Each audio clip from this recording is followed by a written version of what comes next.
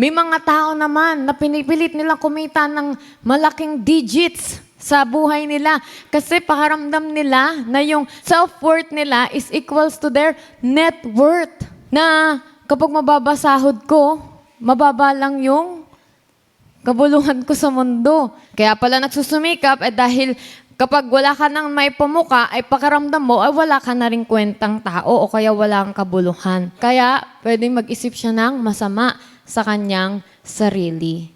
So lahat ng yun, may pinanggagalingan. Lahat ng yun, merong konsepto sa isip na kailangan nating itama. Kaya nga pinag-aaral natin yung truth so that it will help us to be steady all throughout our lives. No matter what we go through. Ang sabi ni Rick Warren, we are products of our past, but we don't have to be prisoners of it.